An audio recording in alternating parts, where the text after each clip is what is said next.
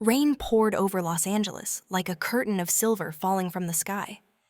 Each drop shattered against the glass towers, scattering the golden glow of the lights lining Wilshire Boulevard. Inside the Grand Hall of the Peterson Automotive Museum, where the Winter Charity Gala was underway, everything shimmered: gowns, champagne glasses, and expensive smiles. Natalie Moore stood behind a crimson velvet drape, her hands trembling slightly as she adjusted her crystal tray. She had worked catering jobs here for 2 years, but had never seen an event this glamorous. The chandeliers above bathed her honey-toned skin in soft light, and her green eyes caught 1,000 tiny reflections. A coworker leaned close and whispered, "Careful with that tray. It's worth a semester of tuition." Natalie forced a smile, hiding the pounding in her chest. She juggled nursing school at UCLA with 3 part-time jobs to cover her student loans. Her life revolved around hospitals, coffee shops, and glittering parties. She only watched from the sidelines. But tonight felt different. Something strange in the air was cold, slow, and quietly threading between the violin notes that floated like mist. At the far end of the room, Johnathan Flores entered, and the entire hall seemed to pause. Tall, broad-shouldered, dressed in a fitted black tux, he carried the calm that made the world move around him. The Flores family controlled the largest logistics network on the West Coast, overseeing cargo routes from Long Beach to San Francisco. Yet in the financial world, Johnathan was known as more than a billionaire. He was dangerous, too brilliant, too discreet, too impossible to read. Natalie had seen his name in the headlines, but seeing him in person was different. He didn't move to be noticed. He observed as if every guest in the room were just a piece on his chessboard. When she passed the V8 section, balancing her tray, Natalie accidentally caught a few murmured words between 2 men standing near the balcony. "Shipment arrives Thursday. Long Beach Dock 9. If he doesn't pay up, shut it down. 60%'s been wired. Victor's man said confirmation in 24 hours. The name Victor made her freeze. The tone was sharp, cold, and full of implication. She knew she shouldn't be listening, but instinct made her glance up. Whatever they were discussing didn't belong in the world of charity galas. A sudden draft swept through, tilting her tray. Crystal flutes slipped from her grasp and shattered against the marble floor.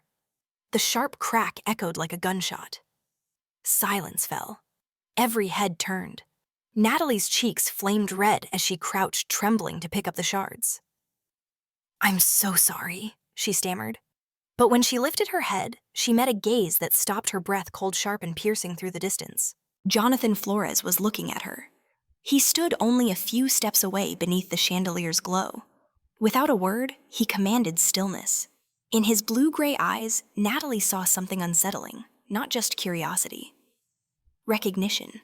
As if he'd seen her before, waiting for this very moment. Johnathan moved through the crowd, his steps deliberate. The white of his shirt caught the light like mist. She could smell the faint cologne wood and mint when he stopped before her. "You're bleeding," he said quietly. Only then did she notice the thin cut on her palm from the broken glass. He knelt and wrapped his handkerchief gently around her hand.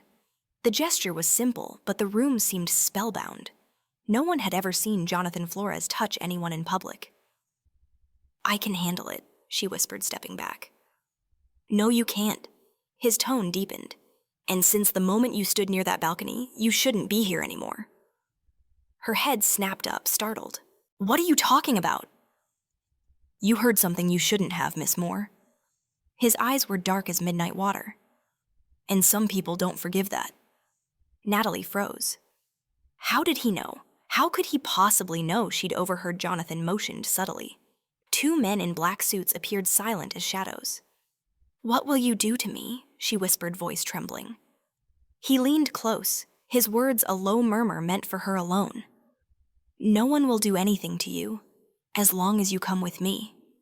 Music and laughter resumed, as if nothing had happened, but the world had cracked open to Natalie.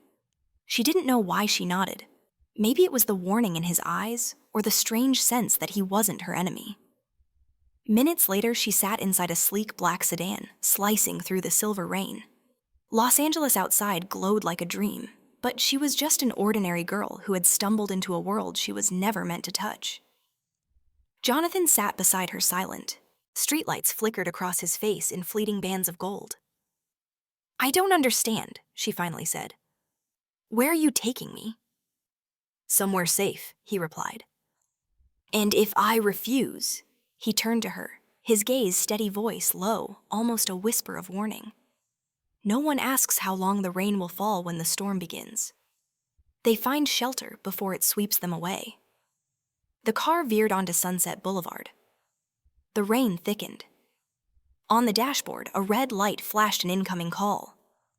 Jonathan's jaw tightened. "We're being followed." Natalie turned. A black SUV trailed them through the shimmering downpour headlights slicing the mist. Her heartbeat pounded in her ears. Johnathan pressed harder on the accelerator. The sedan surged over the slick hills. As they crossed Mulholland Drive, the SUV closed in. A thunderous crash erupted behind them. Light flared white and something exploded. Natalie screamed.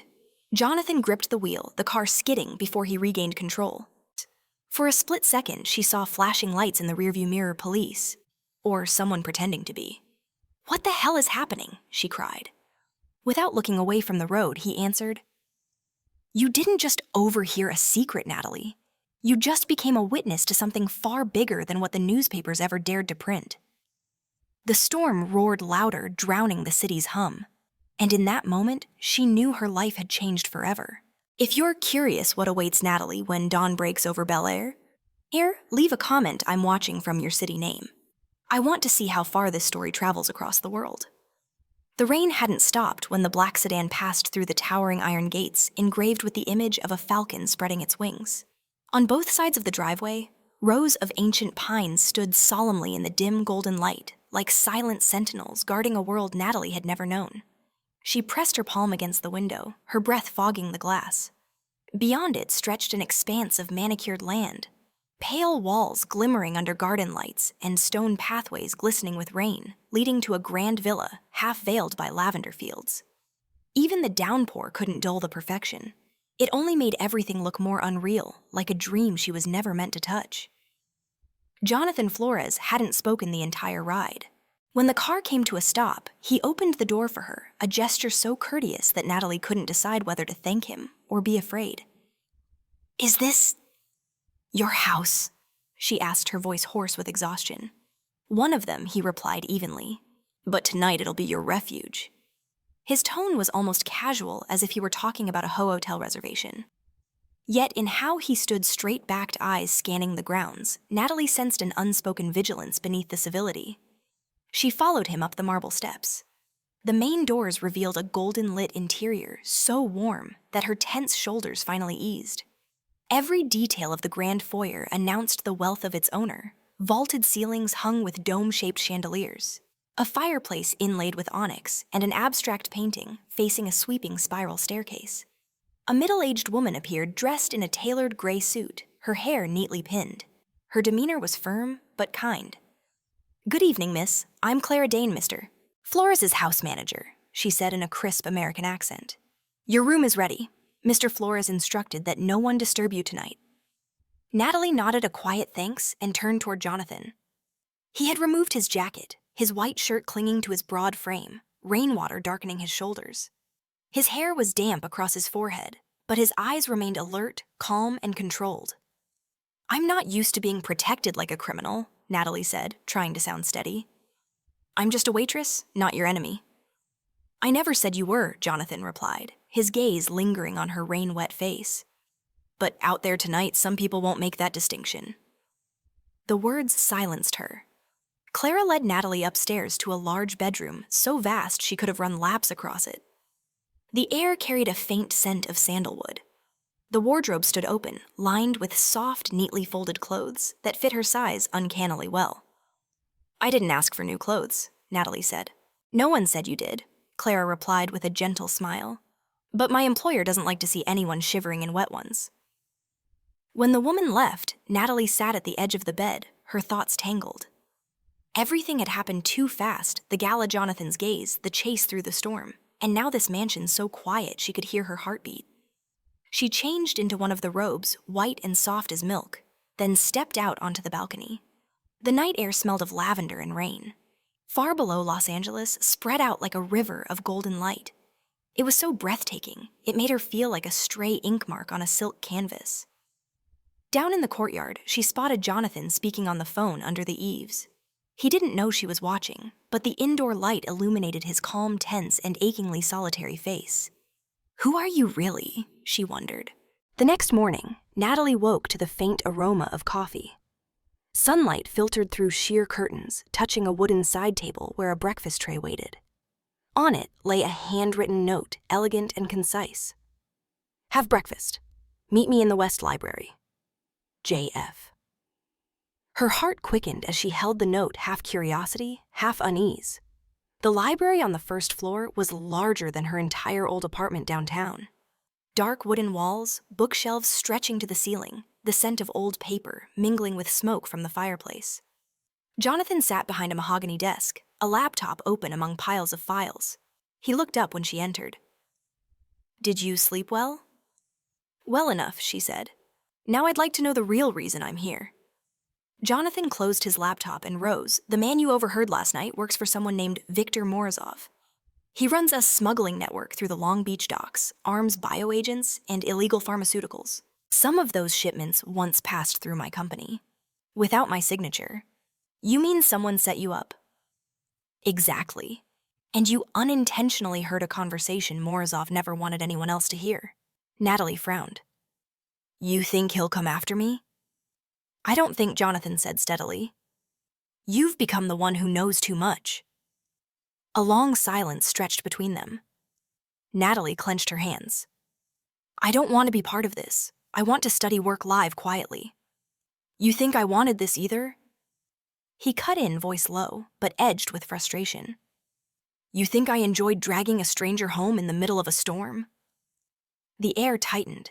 Their eyes met his, fierce hers, defiant yet uncertain. So what now? She whispered. I protect you, Johnathan said firmly, until Morozov was removed from the board. She let out a faint, bitter laugh. Sounds like a mafia movie. If my life were a movie, I'd have turned off the camera long ago, he said quietly, the corners of his mouth lifting in weary irony. And in that moment, she saw the exhaustion beneath his calm, the sorrow behind his control.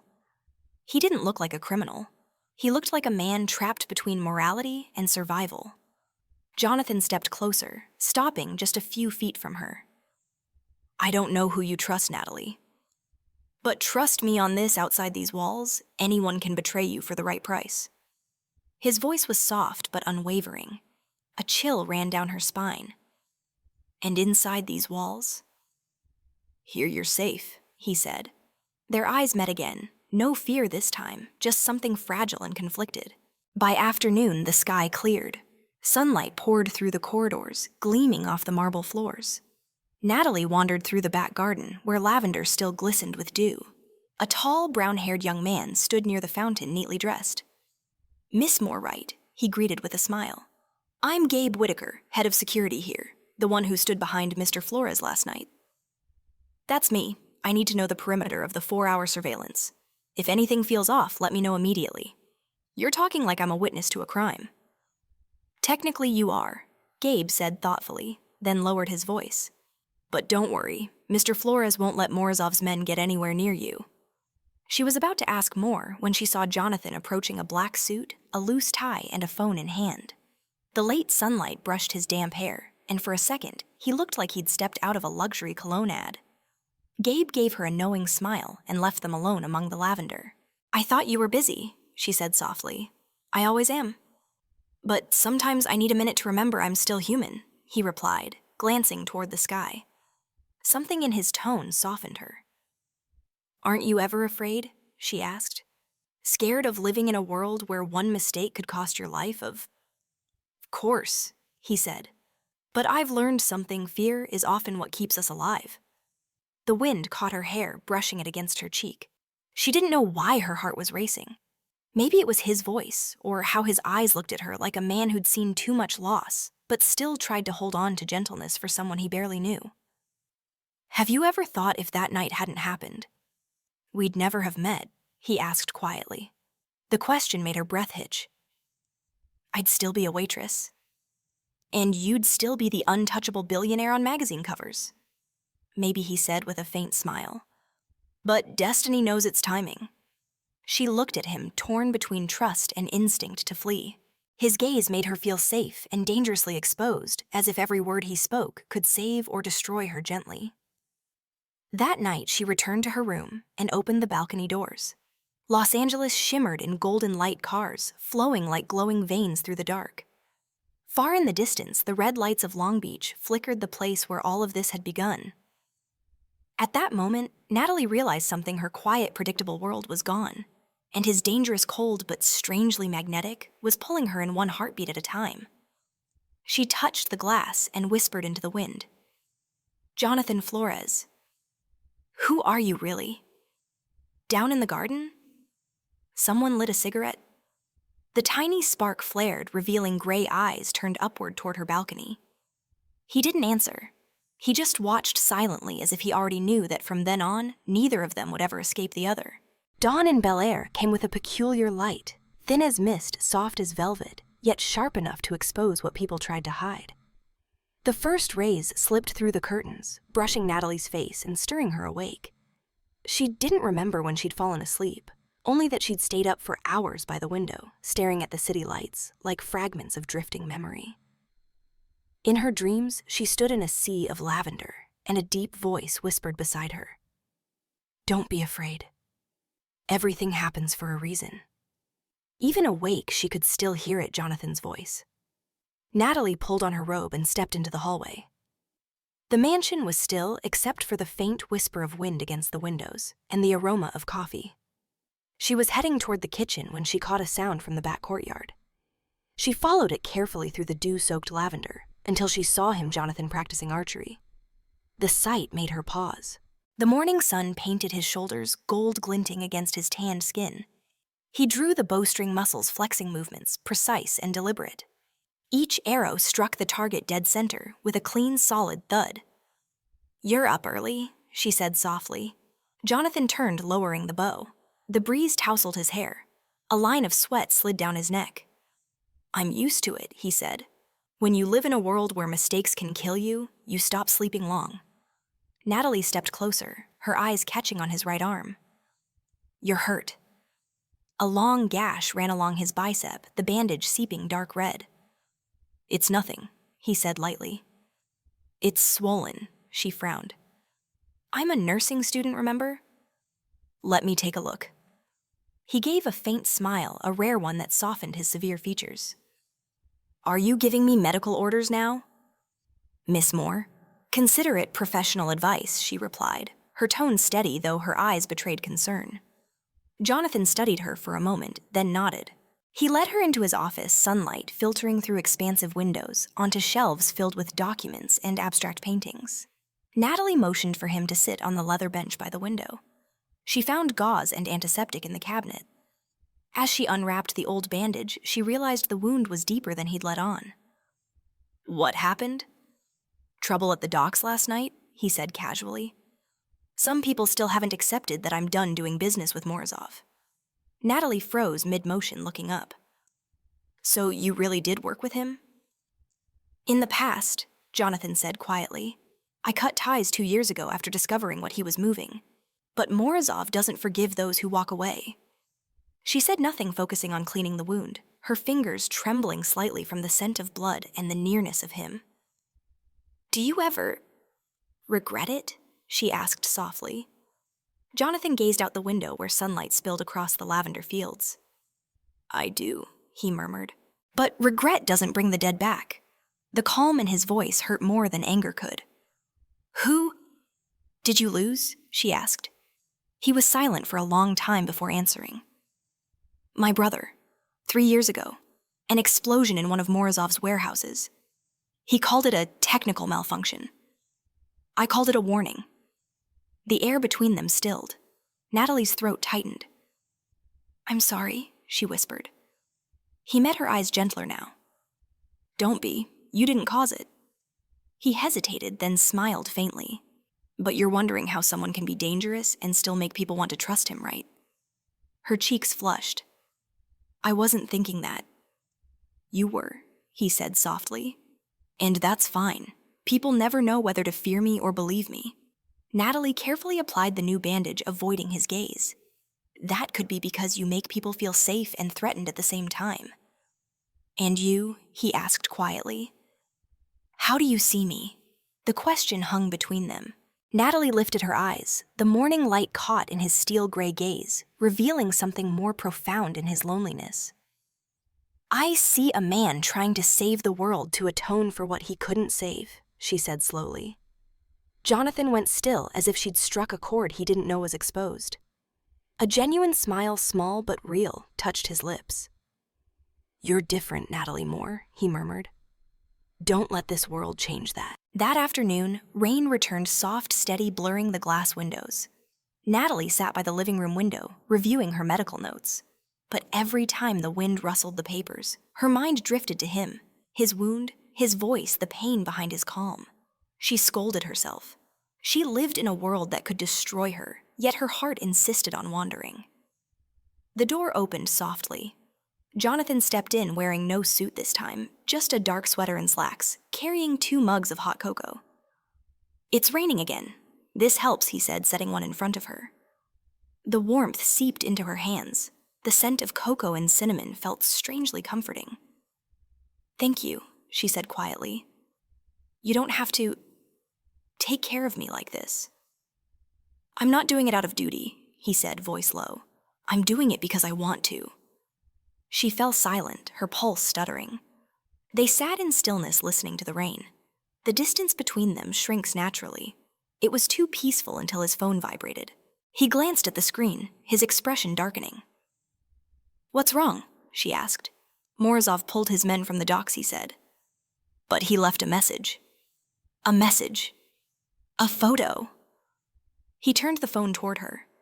On the screen was a clear shot of Natalie standing outside UCLA Hospital, her face visible, taken from afar. Her blood ran cold. He knows where I study. He knows everything Johnathan said, his voice like ice. And he wants me to know he can reach what I'm trying to protect. Natalie's hands shook as she set the cup down. I can't stay here forever, Johnathan. I don't want you to get hurt because of me. You think leaving is the answer? He snapped, his eyes burning with a mix of anger and fear. Morozov won't stop just because you disappear. He wants to break my control, and he'll use you to do it. She swallowed hard. The thunder outside rumbled closer. Then what should I do? Trust me, Johnathan said firmly. And don't leave this house unless I tell you to. She nodded, not out of submission, but because she saw the genuine worry in his eyes. How a powerful, enigmatic, and feared man like Johnathan Flores could care this deeply was strange. The golden light cast his shadow long across the floor as he walked out. For the first time, she didn't know whether to fear him or believe him. But one thing was sure, her heart had taken another step deeper into his world, where the lines between protection and possession blurred beyond recognition. And as the door closed behind him, the rain kept falling, soft, steady, like a secret that had already begun to take root. Bel Air turned suddenly cold after the night's rain. The morning sky was a pale gray, the clouds low, and raindrops clung to the window frames like hundreds of tiny shards of glass. Natalie sat in the library, a stack of medical files before her that she was helping Clara Dane reorganize at Jonathan's request. The job seemed simple: review hospital records and the roster of medical grant recipients, key components of the Flores Health Initiative, which Johnathan was about to announce to distance himself from Morozov's accusations. But as she read more closely, Natalie noticed several mismatched entries, a steady monthly transfer to a company called Vandel Supplies, an importer of medical equipment from Eastern Europe. What unsettled her was that the company's address matched one of Morozov's warehouses at the Long Beach docks. Do you see it? Clara asked, her voice quiet and even. Natalie looked up. Yes, these invoices don't match market prices. Someone marked them up at least threefold. Clara pressed her lips together and nodded. I thought so too. But what interests me more is, who approved them? She turned a page and slid it toward Natalie. In the lower right corner, beneath the digital signature seal, a name was printed clearly. Aaron Pike, Communications Director at Flores Global. Natalie froze. Erin, the elegant woman who always appeared at Johnathan's side at events, was responsible for statements and media control across the conglomerate. Someone with enough authority to touch any internal data she wanted. She used to work for a rival conglomerate, didn't she? Natalie recalled something Clara had mentioned in passing. She did, Clara replied, her gaze sharpening. And her departure wasn't exactly amicable. Johnathan trusts her crisis comm skill set. I've never trusted people who came from the other side. Natalie fell silent, and a pinprick memory flashed the gala night when she'd stood near the balcony. A woman had walked past, trailing a faint vanilla perfume. She hadn't thought anything of it then, but now. A chill crept up her spine. That same vanilla she'd smelled yesterday on the envelope delivered to legal, containing the forged contract between Johnathan and Morozov. At noon, Johnathan returned from a closed-door meeting with the board. He looked tired, his tie-loosened sleeves rolled to reveal a fresh scrape on his wrist. Gabe followed with a folder under his arm. "The shareholders still suspect I'm tied to Morozov," Johnathan said, voice low. "They want an internal investigation." "Then we have to move faster than they do," Clara replied. "Natalie and I just found something troubling in the financials." He stopped and turned to Natalie. "What is it, a shell company called Vandel Supplies? Money leaves your health fund and ends up at the Long Beach warehouse. The approver is Erin Pike." Gabe let out a soft whistle. If she's involved, we've got a mess." Johnathan studied the pages, pensive. "I need proof before I confront her." "Erin's smart. If she senses trouble, she'll erase her trail." "I can help," Natalie said. "I worked in a hospital admin office. I've restored old records from accounting systems before. If you give me access, I can hunt down the original backups."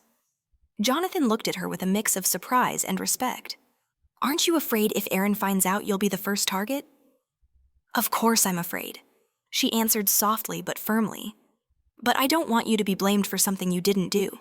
A beat passed. Then Johnathan nodded. "All right, work with Gabe. Keep it strictly internal. No one outside this room knows." That afternoon, Natalie and Gabe set up in the operations suite on the basement level where the auxiliary financial servers were housed. Bright white lights reflected off towers of hardware blinking green. The steady thrum of the cooling fans was like the heartbeat of the entire company. Gabe said Erin's very good at covering her track's fingers flying over the keyboard. But the neater the cover-up, the clearer the fingerprint somewhere. Natalie watched the monitor focused.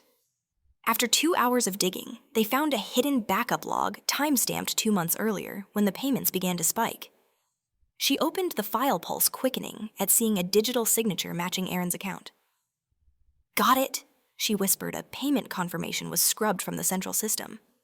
Gabe leaned in, enough to brief Clara, but not to go head-to-head yet. "We still need a motive for why Erin did it." Natalie pressed her lips together. Then she remembered the small USB Erin kept next to her phone. No one knew what was on it, but Erin never let it out of her sight. Natalie said that if she's hiding the real data, it's in there.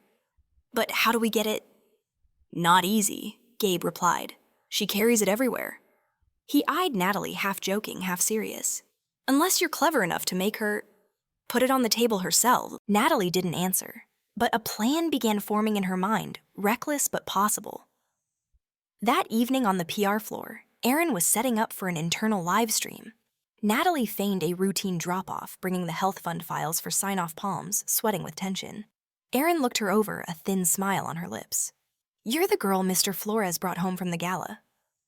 "Right, news travels fast." "I'm just here to work," Natalie said quietly. "I'm sure you work in various ways," Erin purred, sweet but barbed. Erin stood, poured herself a glass of white wine, and that familiar vanilla fragrance flooded the room. Natalie kept her expression steady and laid the folder on the desk. "I need your signature verified," she said. "The backup looks corrupted, so I want to compare it with your copy." Erin frowned, suspicion flickering. "What gives you the right to touch my files?" "Mrs. Dane's orders," Natalie replied mildly, lowering her voice on purpose. "She wants confirmation before submitting to the audit committee." At the word audit, Erin's face paled just a shade. "Fine," she said slowly. "Let me see." Natalie bent over her tote as if searching for a page, and at the same time activated the wireless cloning app on her phone, something she and Gabe had just configured to copy data from nearby devices. The distance between them was barely 2 feet close enough for the signal to catch. When Erin set the USB beside her laptop, Natalie kept her voice even, rambling about misplaced decimal points. In those few seconds, the clone finished and her phone buzzed with a tiny alert. Data copied 98 MB. Natalie straightened, her heart still pounding, though her face stayed composed. "Thank you. That's all I needed." Erin sipped her wine and smirked. "You're clever, Natalie, but don't forget that people who know too much don't live long." The words tightened Natalie's throat, but she smiled lightly. "I'm just doing my job, Ms. Pike. Same as you." She left before Erin could see the slight tremor in her hand. Night. Down in operations, Gabe and Johnathan were waiting. Natalie handed the phone to Gabe, and he pushed the data to the big screen. Lines of code unfurled, then resolved into transaction lists. Amid the clutter, one entry stood out in stark clarity. Transfer Vandel Supplies. Offshore account code name, Morozov. Executor EP. Jonathan's fist closed hard. She really is the mole. Natalie looked at him, her heartbeat quickened, not from fear, but because she saw his eyes like this for the first time. Angry, pained, and disappointed. "Thank you, Natalie," he said, voice low. "You may have just saved this company. And maybe me as well." She managed a weary, relieved smile. "I only did what I thought was right." Johnathan held her gaze for a long moment, then said softly, "If one day all of this ends, I want you to know there are things I don't say. Not because I don't want to, but because I'm afraid I wouldn't be able to stop." The look in his eyes set Natalie's heart trembling. Amid the hum of servers and the pulse of blinking lights, they stood only a few steps apart, but the space between them felt like a world between trust and temptation. And somewhere outside in the heavy dark, the trace of vanilla still lingered in the air, like a warning that every secret they'd just uncovered was only the beginning. 3 days later, Los Angeles was awash in news. Major papers ran the same red headline: Flores Global is suspected of money laundering and trafficking in biological materials. Those cold words settled over the name Johnathan Flores like a curse. Thousands of comments, analyses, and speculations swirled like a storm around a single eye. A powerful man supposedly hiding a colossal secret behind his calm exterior. In the Bel Air study, Johnathan stood motionless at the window. He hadn't spoken all morning. Sunlight filtered through the white curtains onto his face, somber, severe, as if time were wearing him down, grain by grain. Natalie entered with a freshly printed stack of documents. "The FBI has served a request for cooperation. They want you to hand over all files related to the health fund, and also the pharmaceutical shipping routes." "I know," he answered, voice hoarse from a sleepless night. "They also sent a temporary suspension order for several operations." He turned to her. In the gray of his eyes, there was more than fatigue. There was ruthless resolve. "They're testing me," Johnathan said. "They want to see if I break or push back." Clara came in with Gabe holding up a phone streaming a live broadcast. Erin Pike sat before the camera, a face composed, voice clear. "I know nothing about those suspicious transactions. If they exist, someone must have spoofed my access. I believe Mr. Flores is a victim as well." Gabe killed the screen. "She's washing her hands and using the tactic you taught, deliberate composure, to steer the narrative." Johnathan gave a dry laugh. "A good student is too confident." Clara's voice sharpened. "The problem is the public believes her. They see an intelligent, soft-spoken woman stepping up to defend you, and you remain silent behind closed doors with no statement." Natalie looked at him. "You should speak up." He said nothing, gaze drifting outside. At the foot of the hill, reporters had set up barricades by the gate, cameras clustered like a flock of blackbirds, ready to dive the instant it opened. "Not yet," he said softly. "If I react, they'll say I'm afraid. If I stay quiet, they'll expose themselves." Clara frowned. "You're betting your entire reputation on public goodwill." "No," Johnathan replied, a glint in his eye. "I'm betting on the truth. And on the person who's seen it." His eyes settled on Natalie. By afternoon, the house felt strung tight as a bow. The FBI had formally requested access to Flores Global's internal data systems. Gabe and the security team tried to filter sensitive sections to protect civilian projects, while Clara kept calling the attorneys. Natalie sat in the library, eyes fixed on her laptop screen. The backup data from Aaron's USB had been partially decrypted, and the lines that appeared made her breath catch.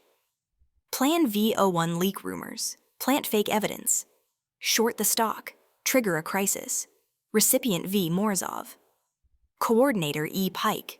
Natalie's heartbeat quickened. She moved the file to a secure drive and called Gabe. He glanced over and frowned. Holy, this could save the entire company. She nodded, worry rising in her chest. If Morozov realizes we found it, he'll strike back. He already has. Johnathan's voice came from the doorway. He stood there in a white shirt, phone in hand. Morozov dropped a deep-fake video of me signing a contract with him in Moscow 3 years ago. Oh God, Clara exhaled. We need a counterweight immediately. Johnathan stepped forward, set his phone down, and looked straight at Natalie. You once said you wanted healthcare to be transparent for everyone, right? Now's the time to prove it. You mean we go public with everything he said, enunciating each word? Open the clean routing data, show the press the legitimate shipments, and bring in independent auditors. I'll turn his attack into the shield that protects us. The room went still. Clara was the first to object. Are you insane? If you publish everything, competitors will see your entire playbook. I'd rather lose money than lose honor, Johnathan replied. Morozov manipulates with darkness. I'll kill him with light. Natalie watched him, a strange feeling rising in her chest. In the eye of the storm, he still stood upright, unguarded, unafraid, as if truth were the only weapon he still believed in.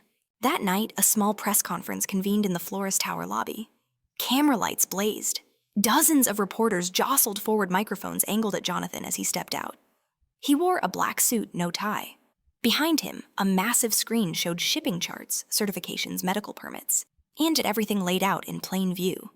His voice carried low and clear, steady as a drumbeat, a Johnathan Flores. Won't deny that mistakes were made in the past, but mistakes are not the same as crimes. I have chosen transparency and invite you to look at the truth with me. Backstage. Natalie's heart hammered. As he spoke, the lights cut his features into planes of brightness and ice. Yet something made people want to believe. Aaron Pike burst in without warning. She forced her way through the crowd, voice ringing out over the microphones. You speak of truth, then say it here, the girl from the Gala. Staying in your house is the key witness to your money laundering. The room roared. Cameras swung toward Natalie. Johnathan didn't turn. He answered calmly, she is not a witness to guilt. She is a witness to honesty. One sentence and the hall fell silent. Aaron faltered. She started to speak again, but Gabe stepped forward, handing Clara a document. Clara passed it straight to a leading reporter. This authentic contract backup is verified with the government's accounting system key. The forged signature belongs to Aaron Pike. Lenses locked in, whispers flared. Aaron went pale. Johnathan looked at her, his eyes stripped of anger, holding only cold disappointment. I trusted you, Aaron. People only betray when there's something worth betraying. What you chose was money. Security moved in, escorting her out under the blaze of 100 lights. It lasted only minutes, but was enough to scrub away the doubts. Night. Bel Air was quiet again. A light rain fell, and the halls carried a faint breath of lavender. Johnathan sat by the fireplace, his jacket tossed over a chair. A glass of wine stood untouched before him, the flames casting a gentler glow across a face weathered by days of storm. Natalie entered in a soft knit sweater. The headlines are turning, she said lightly. They're calling you the man who dared to face the truth. He smiled faintly. The press changes fast. Today's a hero, tomorrow a monster. She stepped closer. But you're still calm, he said, because I didn't do wrong, eyes resting on her. And you, Natalie. Do you know why I wasn't afraid to open everything? Because you believe in justice? No, he murmured, a slant of a smile. Because I knew even if the world turned its back, there would still be one person looking at me the way you're looking at me now. Natalie froze. In the firelight, his face was half lit, half shadowed. In his eyes, a warm current slid through every last cold seam. I don't know what to say, she whispered. Don't say anything, Johnathan answered, his voice low and airy as wind. Just stay for a while. She stood there quiet. Firelight lay across her cheek. The wine in the glass glowed blood red at the bottom. Outside, wind hissed through the trees, but inside the air was so still she could hear the soft stutter of a heart that had just missed a beat. And Natalie understood that some storms don't come from the media schemes or threats. They begin in one man's eyes, and once they do, no one can escape. The next morning, Los Angeles woke to the smell of damp earth and a hint of sea mist. The sky had cleared after days of rain, but the atmosphere around Flores Tower felt as heavy as a leaden cloud. Even though the media had temporarily shifted to Jonathan's side, everyone understood one thing: Morozov wasn't finished. On the 42nd floor, Natalie sat before a large, illuminated map of the Flores Group's transportation network. Hundreds of routes laced together like massive arteries along the West Coast, tying Long Beach to San Diego to Phoenix. A faint section stood out in one corner, the stretch Erin had edited before she was caught. Gabe said that's the line to Warehouse 14, pointing to the screen. That's where Morozov stashed the rest of the data. What data? Natalie asked. He said that he had fake invoices, black contracts, and a list of shadow shareholders. If we get it, we don't just clear our name. We impede his ability to come back. Clara entered, her gaze severe. The FBI is preparing to expand the investigation. They want to audit your entire logistics system, Johnathan. If they find anything that isn't ours, it's over. Johnathan stood by the window, hands in his pockets, eyes on the city below. Daylight threw a thoughtful, sealed-off look across his face. Morozov hid a drive in the old warehouse sector beneath a layer of spoofed trace codes. He'll wipe his tracks and pin the rest on me if I hand over the database. He turned, meeting Natalie's eyes. We have to get it first. She blinked. You're the only one who's accessed Erin's hidden files. You understand how the backup system works. I need you, Natalie. A short silence fell, broken only by the ticking clock. Gabe glanced between them and nodded. There's an old service tunnel from the old parking structure to the warehouse zone. Outdated, but if we're careful, we can avoid the cameras. You mean? Natalie frowned. We go under the city. Exactly, Johnathan said, voice low. Sometimes you have to walk where the light has never reached to find the truth. That night, Flores Global's old parking deck sat tucked behind a quiet street washed in a weak amber glow that slicked the rain-streaked pavement. Wind rolled in from the ocean laced with salt and the damp tang of gasoline. Natalie wore protective gearwork pants, a headlamp, and black gloves, all supplied by Gabe. She still couldn't believe she was here, about to enter the city's service conduits with a billionaire. She muttered that I should be home watching a movie or baking something. Lucky for me, you didn't choose that. Johnathan replied, a faint smile flickering through. They descended a spiral steel staircase, a cold breath rising from the depths. The access door opened on a long corridor where their flashlights struck metal piping and wafts of escaping steam. The drip-drip of water echoed steadily like the city's quiet breathing. Natalie gripped the railing, her hand shaking slightly. I've never done anything like this. That's not a bad thing, Johnathan said evenly.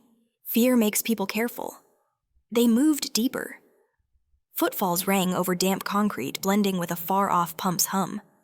From time to time, Johnathan paused to rake the light over markings carved into the wall. Old locator codes left by Flora's technical teams. Watch it, broken floor ahead, he warned, catching her wrist when she nearly slipped. His hand was hot, steady, substantial, holding her long enough to knock her heartbeat off rhythm. For an instant, the beam of light cut across his face, near warm, their breath mingling. Natalie pulled back quickly. Thanks. I don't let anyone fall when they're walking with me, he said softly, and moved on. After nearly half an hour, they reached a rusted metal door stamped K14RC. Johnathan took an electronic key from his pocket and skimmed it over the lock. A dry click answered. Inside lay a small storage room with concrete walls, a low ceiling, and stacks of empty containers crowding the edges. The air was thick with old oil and iron. In the corner, a dust-caked steel cabinet sagged against the wall. It's there, Johnathan said. He pried the lock with a crowbar. When the door swung open and the flashlight cut across the shelves, It found a small black box, an external hard drive sealed in a moisture-proof sleeve. Natalie stepped forward, but a sound snapped before she could touch it. Metal striking metal light, sharp as if a boot had clipped a loose bar. Johnathan yanked her aside at once, his body angling between her and the dark. Two figures slid from the shadows. Black clothes masked faces, pistols tipped with suppressors. Back away, one ordered the Russian accent heavy. "Mr. Flores, the game is over." Without hesitating, Johnathan shoved Natalie toward the corner wall. A muted shot cracked. A round thudded into the container beside her. The sound ricocheted in the tight space, throttling her breath. Johnathan ducked behind a steel rack, pulling a compact pistol from his waistband. His return fire barked dry in the confined room. Gabe wasn't with them tonight, just in a maze of cold metal.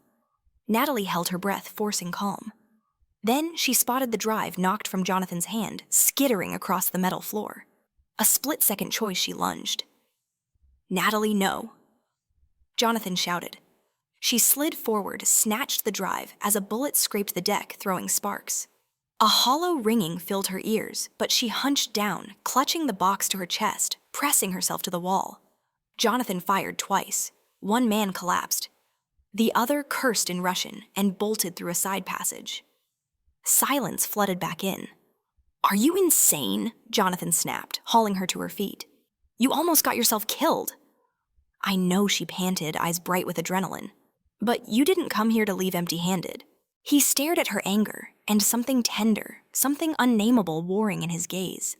At last, he exhaled and set a hand on her shoulder. "I swear no one has ever scared me like you did."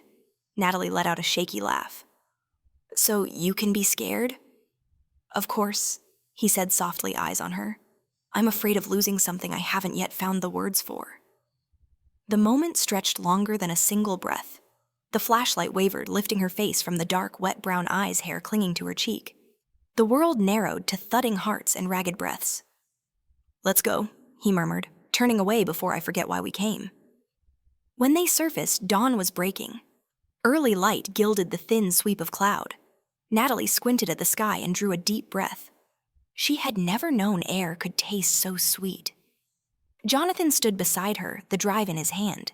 He looked exhausted and relieved. "Thank you," he said. "You just saved me again." "I think we're even," she said, the edge of a smile on her lips. "You just saved me from a bullet." He laughed low, rough. The sound slackened the taut line strung between them like a bow unstrung at last. "You're remarkable, Natalie Moore," he said, shaking his head gently. "The closer you get to danger, the brighter you shine." She looked at him, a feeling rising that was tender and aching all at once. "That could be because I have nothing left to lose." "No," he answered, quiet and sure. "You have me." The words stopped her. Not a flirtation, not a promise. A simple truth, bare, warm, and impossible not to believe. She held his gaze for a long moment, then whispered, "Then don't give me a reason to be afraid again, Johnathan." He nodded, his look so deep she had to turn away. Far off, the sun lifted over the rim of Long Beach light, splitting across the water into 1,000 shards. Natalie knew nothing was over. But for the first time since the Silver Rain Gala, she didn't feel like someone running. She was moving beside him, the man where light and shadow coexisted, and between those two extremes lay her heart finding no path back. The Pacific hammered the yacht's hull like 1,000 breathless gasps. The sun had set. Only the afterglow washed through the glass, tinting the cabin amber. Natalie stood at the rail, sea wind stinging her face, her hair whipping loose over a beige knit sweater. After the night at warehouse K14, Johnathan had decided to leave the city for a few days. He said he needed a quiet interval between storms, but they both knew that quiet was only a prelude to the next wave. The yacht lay at anchor off Malibu, so far out that the shore lights had vanished. Below-deck security was set to absolute privacy. There was only the sea, the whisper of wine slipping into crystal, and Natalie's heartbeat so loud she could hear it even when she tried not to. Johnathan came over. The last light brushed his face, and his gray eyes looked smoke-filled. "You still don't like silence, do you?" he said, voice low, roughened by too many sleepless nights. Natalie turned with a small breeze-light smile. "I used to think I liked quiet." Then I realized some kinds of quiet aren't comforting at all. He tilted his head, gaze touching her as if trying to read the space between the damp strands of hair. You're afraid. I won't say what you want to hear. No, I'm afraid.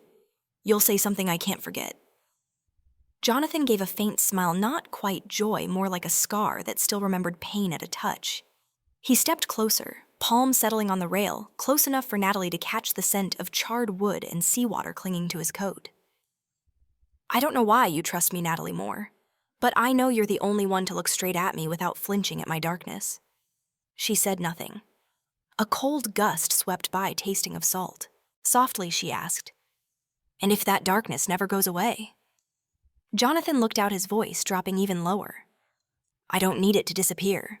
I only need someone who'll stay even when the light is gone." The words cut into her not because they were romantic, but because they were true, raw, unvarnished without a mask. Natalie turned aside, trying to steady the rising tide, but he kept watching her, his eyes tugging loose all the things she'd tried to hide. "Natalie," he said quietly, "have you ever asked yourself why I kept you in the house and the plans, and drew you into the danger because you needed help?" "No," he answered without hesitation, "because you make me feel human." Silence stretched until there was only the sound of waves. Natalie wanted to speak, but her throat had closed. She remembered a night at the hospital when she was no one, just an anonymous nurse stepping off shift in a cold rain. Never imagining that weeks later, she'd be here at sea with a man the world called dangerous. Night fell. Gabe's encrypted ping came through the satellite Morozov has returned from the West Coast. Signs he's shifting toward San Diego. Johnathan sat at the desk in the cabin, the screen's blue glow sharpening his features. Natalie brought him a mug of hot coffee. "Aren't you ever tired of fighting?" she asked. "I am," he said, eyes still on the monitor. "But when you owe blood fatigue isn't an excuse to stop." "And your dreams," she hesitated. "When this is over, how do you want to live?" This time he paused. After a short hush, he said quietly, "I once dreamed of a small house in Maine, mornings with the sound of waves, evenings with a light on the porch. Then I realized, men like me aren't allowed peace." She looked at him, a tenderness aching in her chest. "Maybe you're wrong," she murmured. "Peace doesn't choose people. People decide whether to stop." He glanced up. Their eyes met. He wasn't the untouchable billionaire for a heartbeat among all the figures, plans, and maps. He was just a man trying to believe in something warm. He took her hand. His fingertips were cold, but his grip was sure. "If I stop, will you be there, Natalie?" "I don't think I'll be far," she said, trembling. He studied her, the corner of his mouth lifting. "Then, for the first time, I want to believe in something that doesn't need a reason." Outside, the wind rose. The sea turned blacker, the waves taller. The yacht rocked. Gabe stepped in face tight. Johnathan, the radar, picked up a tail, an unregistered vessel keeping our line. Johnathan shot to his feet. Distance 2 nautical miles. It could be Morozov's scout. Natalie felt her blood turn cold. The fragile calm shattered like a drop on glass. "Kill all exterior lights," Johnathan ordered. "Reduce speed, no reaction." He pulled Natalie into the safe compartment and sealed the door. "Stay here," he said, voice low and urgent. "Whatever you hear, don't come out, and I have to make sure they don't board." "Not alone." Natalie caught his sleeve, her voice breaking. He stopped, looked at her, and something in his eyes softened. "I've lived my whole life in the dark, Natalie. But since I met you, I learned to fear that darkness swallowing someone else." He cupped her cheek, his thumb tracing her skin, pausing at the corner of her mouth. "If I don't come back, go to Boston. Find Alan Perry, my attorney. He'll know what to do." Natalie shook her head, tears rising. "Don't talk like you won't come back." "I won't promise what I can't be sure of," he whispered and leaned in. His mouth met hers, not frantic, not rushed, but slow, deep, heavy with everything unsaid. The world fell away, only the salt of the sea, and his warmth braided into breath. When he drew back, she couldn't speak. Her heart pounded out of time. He gave a small smile, half farewell, half the thinnest promise in the world. Then he was gone. The door closed, leaving Natalie alone in the safe room. The hull boomed with harder waves. She pressed her ear to the metal and heard footsteps, the wind knifing the superstructure, and farther gunfire, 3 short, dry cold shots. Her hand clenched, her heart seized. Outside, a small boat's searchlight flared. A shadow fell into the sea. Natalie screamed, slamming the door, but the lock held from the other side. The ocean swallowed every sound. And in that moment, in the blind dark, she understood. When you love a man like Johnathan Flores, love doesn't stop at the border of life and death. There is only waiting like a lone lantern flickering in the wind. She crumpled tears salted with the sea's smell, the bitterness of fear burning in her breath. Beyond, the water kept heaving, carrying a single vanishing trace red, dissolving into the silver black. No one knew whether that was an ending, or the beginning of the real storm. The next morning, Malibu's sky was smothered in fog thick as smoke. Coast Guard vessels combed the waters around where Johnathan Flores' yacht had last transmitted a signal. News spread like dry tinder in the wind, tech billionaire missing offshore after mysterious confrontation. Natalie sat in an interrogation room, hands ice cold, her wrists still bearing the marks from the restraints the rescue team had cut the night before. She couldn't clearly remember what happened after the gunshots, only that she had tried to break the door to scream into the void until the last sound dissolved into the ocean's darkness. A gray-templed inspector leaned in, voice steady. "Ms. Moore, we need the full account. Did you see anyone else aboard? I'm not sure," she answered hoarsely. "I only heard gunshots." Then, silence. "We found blood and male footprints on deck, but no body." Natalie looked up, her heart clenching. "So, he might still be alive." The inspector paused for a few seconds, then said, "At sea, anything is possible, but don't get your hopes too high, Ms. Moore." The words cut through her like a cold knife. That evening, Natalie didn't turn on the lights at a temporary apartment in Santa Monica. The last trace of sunset spilled through the window onto a photo frame on the table, the only picture salvaged from the yacht spared by the seawater. Johnathan smiling, a glass of wine in hand, his eyes the silver gray of the late-day sea. She brushed her fingers over the glass. Everything felt too real, so real she only had to close her eyes to hear his voice. "If I don't come back, go to Boston. Alan Perry will know what to do."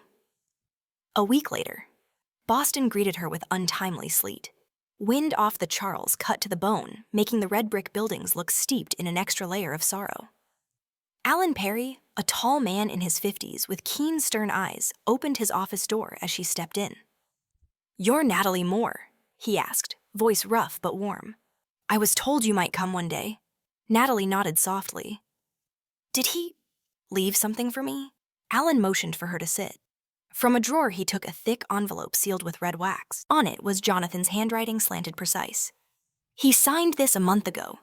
If anything happened, I was to give it to you." Her heart hammered as she took the envelope. Her hands trembled so much that she had to draw several deep breaths before opening it. Inside, along with a stack of papers, was a small note with only a few lines. "Don't trust what they show you. If I disappear, it means I'm closer to the truth than ever. JF." A jolt shot through her. "So, he's alive," she whispered. Alan studied her, unreadable. "I can't say for sure, but he set up a covert security network. Only 3 people know the access codes, and I'm one of them. If he truly vanished, the system would auto-transmit data, and I received the first ping this morning." Natalie leaned forward. "Where is it?" Maine Allen said. "A small seaside house called Hollow Cliff." The name sent a shiver through her. Maine, the very place he'd said he wanted to live after everything. She stood clutching the envelope. "I'm going." Allen regarded her and gave a slight nod.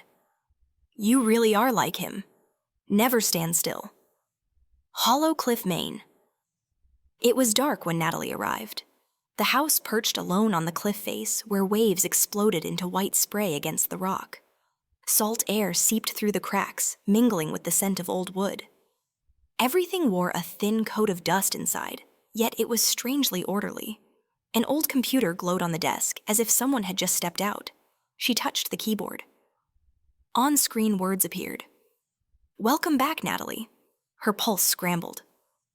A file launched itself, a recorded voice, low and familiar. Rough-edged, controlled. If you're hearing this, it means I left Los Angeles safely. Morozov isn't dead. He's just wearing a new face. He's using a new identity to slip into humanitarian projects. I can't let you get pulled in, but I knew you'd come here. So I left you the key. The access code is hidden in the framed picture on the wall. Remember, Natalie, sometimes to save someone, you must make them believe they've lost you. The room seemed to stop breathing. She turned to the seascape on the wall with a misty shoreline and a hairline crack at one corner of the frame. She took it down and found a tiny USB tucked into the wood. When she plugged it in, the screen, flooded with classified data evidence of Morozov's shell company's names, accounts, and even a list of implicated politicians. Natalie reeled. Everything he'd said was true. He hadn't disappeared to run. He'd vanished to strike from the shadows. The wind outside gathered force. She glanced toward the window. Beneath the cliff, the sea was black and bottomless foam, white as snow. And between the waves, a small light pulsed 3 short flashes, 1 long. A signal code. 3 short, 1 long, the private signal Johnathan used for safe. She rushed outside the cold, slicing her skin. The flashlight in her hand shook with each step. At the edge of the cliff, she stopped. A small boat was making for shore. The man rowing in the dark was tall, broad-shouldered cloak drenched. Her heart nearly burst. "Johnathan!" she called, voice breaking in the wind. The boat scraped land. He looked up. The light fell across his face, leaner, more weathered eyes deeper, but still his gaze sharp, steady, holding everything she had ever believed. She reached for him, fingertips trembling over his cheek. His skin was cold, but his breath was warm. "You're alive." "I never promised that," he said with a faint smile. "But I couldn't die while I still owed you a word." She cried not a wail, but the ragged sound of someone touching what she thought was lost forever. He pulled her close, breath buried in her hair, salt skin and a familiar warmth mixing into a nameless scent. "I had to let them believe I was dead," he murmured. "Only then would Morozov show himself. Now I have proof, but I can't end this alone." "You won't be alone," Natalie said, eyes bright with resolve. "This time, I'm with you." He studied her for a long moment, then said quietly, "If I say yes, there's no path back for you." "I lost that path the night at sea," she replied. Johnathan gave a small, tender, pained laugh. He tightened his hold on her, the sea's light washing over 2 faces. One man returned from the dark, one woman who had just found a reason to believe again. Gulls wheeled in the wind above the cliff. The surf answered violently, relentlessly, but alive. Natalie rested her head on his shoulder and closed her eyes. She knew tonight wasn't an ending. It was only the beginning of the fight of faith and of a love that no longer belonged to peace, but had turned into destiny. Late March in Maine carried strange weather, cold yet clear with a faint veil of mist that softened everything it touched. The waves still crashed against the cliffs below the house, but now each sound felt familiar. Natalie could tell the difference between water striking rock and wind whispering through the window cracks. It had been 3 days since Jonathan's return, 3 days since her shattered world had begun to retake shape. That morning she woke before him. The dim light of dawn filtered through the white curtains, painting long silver streaks across the floor. Johnathan still slept, his breathing even. His face looked so peaceful that it made her almost forget that this man had once walked out of hell, faking his own death to deceive an enemy. Quietly, she rose, pulled on a robe, and stepped onto the porch. The sea was fog-wrapped, and a small fishing boat cut through the water far out. The cold wind swept by, carrying the salt-heavy scent of the ocean. A soft sound came from behind her. "I thought you'd sleep a little longer." Jonathan's voice was low and rough. She turned and smiled. "I'm not used to having someone beside me, and I've forgotten what it's like to wake up without seeing concrete walls." He stepped closer, an arm slipping around her waist, drawing her near. They stood there in silence, listening to the wind. She felt his subtle warmth seep through layers of fabric, but enough to make her want to stay still forever. "Johnathan," she whispered, "have you ever thought that maybe everything could end here?" He tilted his head. "What do you mean?"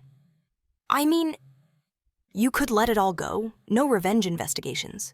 Morozov or investigations, Morozov or plans. Live like a normal man.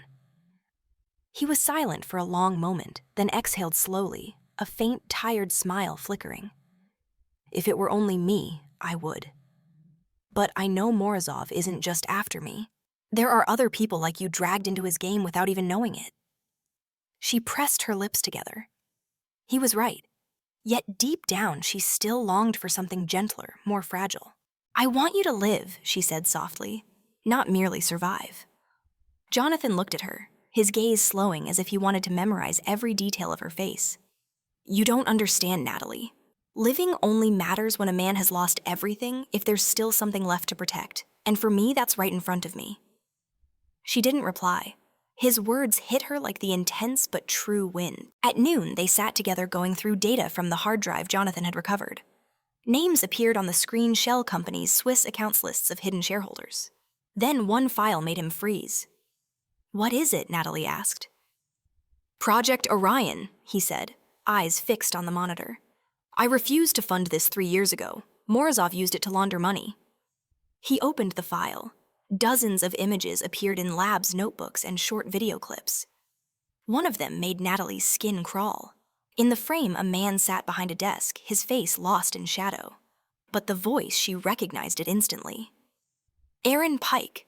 Flores won't survive the incident. Once he's gone, the media will do the rest. Morozov wants everything clean before the next phase.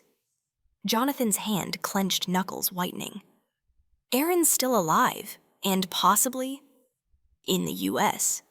What will you do? Find her before she finds me? Natalie felt her pulse quicken.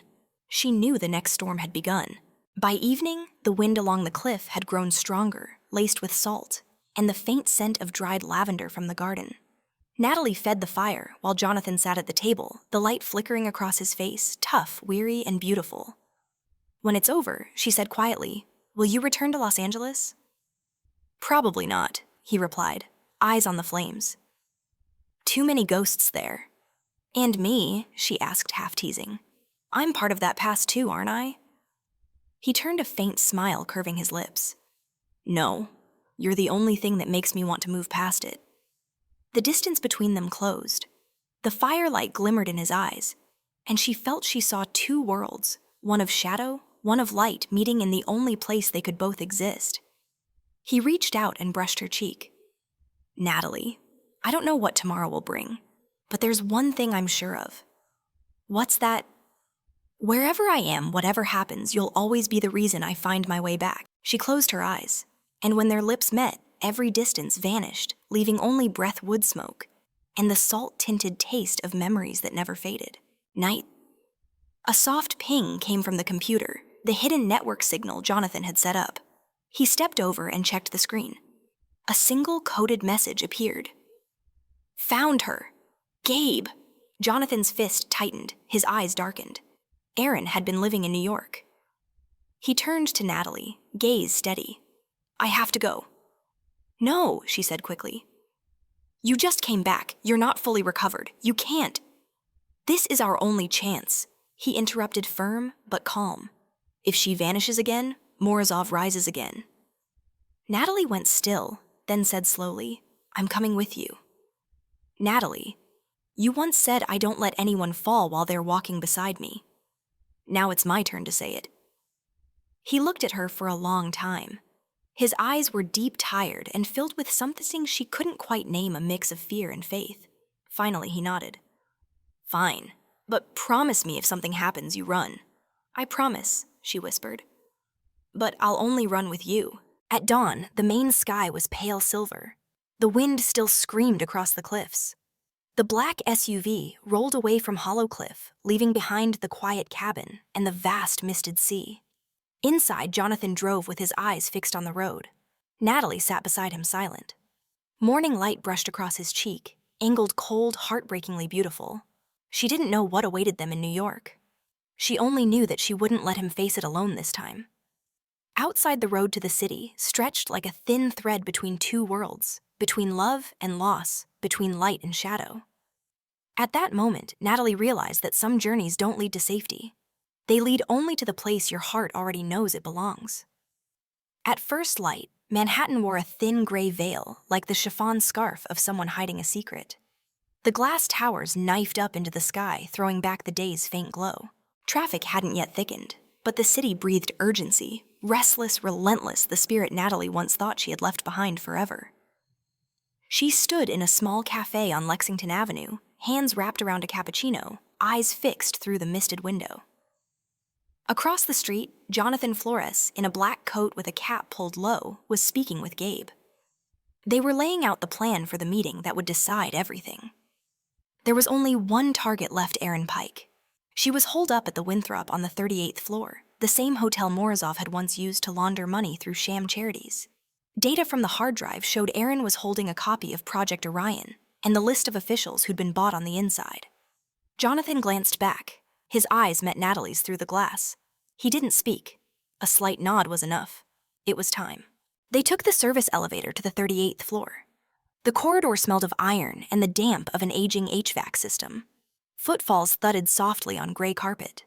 Johnathan stopped at the last door, room 3807. He motioned for Gabe to keep watch, then looked to Natalie. "Are you sure?" he asked, voice low and steady. "Did you forget?" She smiled, eyes bright. "I've gone with you from K14 to the main C. If I'm scared now, I'm not me." He nodded. Gabe had already hacked the keycard. The lock clicked. The room was dark, lit only by the blue wash of a computer screen. Erin sat there as if she'd been expecting them. Her hair was swept up, red lipstick vivid against her pale skin. "I figured you'd find me sooner or later," Erin said, voice sharp as a blade. "Too bad you're late." She hit send. Johnathan lunged, but the screen flashed. Data uploaded successfully. "What did you push?" he growled. "The truth," Erin sneered, "about you, about Morozov, about everything. None of you is clean." Natalie stepped forward, eyes never leaving Erin. "He isn't like you. He's fighting to finish what you started." Erin's brows flicked up, her smile cool and cruel. "And you think you know him? I believed in him once, just like you. Until I learned that for men like Flores, love is how they keep you obedient." The words stunned Natalie. Johnathan moved to close the distance, but Erin had already pulled a small gun from her jacket pocket. "Don't move," she said, voice trembling. "I don't want to shoot, I want to leave." Her hand shook just enough. A heartbeat later, the shot cracked. Sound shattered the small room. It all happened in seconds. Erin fell, eyes wide open, the gun clattering from her hand. The bullet hadn't hit Johnathan. It punched through the glass door behind him, leaving a hair-thin lance of light. Johnathan stood breathing hard. He looked down at Erin and said quietly, "You could have chosen a different road." Natalie stood beside him, her hand shaking, not from fear, but because she knew that every time they survived, they lost some piece of themselves. Police arrived soon after. Gabe had already alerted Alan Perry, who helped coordinate the complete handover of Project Orion to federal investigators. Everything Johnathan had gathered was released along with evidence that Morozov, under a new identity, had been operating through an international health foundation. The media detonated. They called Johnathan Flores the man who had returned from the dead. They called Natalie the nurse who had redeemed a giant. But the two of them stepped out of the spotlight. After finishing their statements, they left New York the next night, heading north to Maine's cold wind and forests. 3 months later, Hollow Cliff was green again. Lavender bloomed purple under summer's first heat, and the sea was gentler, as if it had never swallowed anyone's secrets. Natalie was hanging towels on the porch rail when she heard an engine. Johnathan climbed out with no black coat or cold stare, a white shirt and a small bundle of lavender in his hand. "Back from Boston?" she asked. "Yeah, it's settled. The case is closed. Morozov is wanted worldwide." He paused, his eyes resting on her. "Now, we can start over." She laughed softly. "Start over sounds like someone who just walked out of hell." "That could be right," he said. "But if there's a hell worth crossing, it's the one where someone makes you want to come back." He held out the lavender.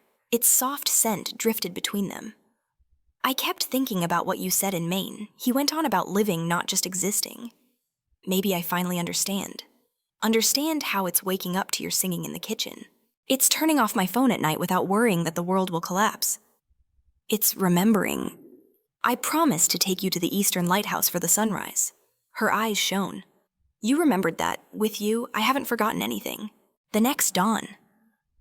The old lighthouse in Portland Harbor caught fire with the first strike of the sun. The sea flashed back in 1,000 streaks of gold and amber. Natalie stood at Jonathan's side, wind running through her hair, his fingers loosely laced with hers. See, she whispered. In the end, the sunrise still returns. It does, he said, looking out over the water.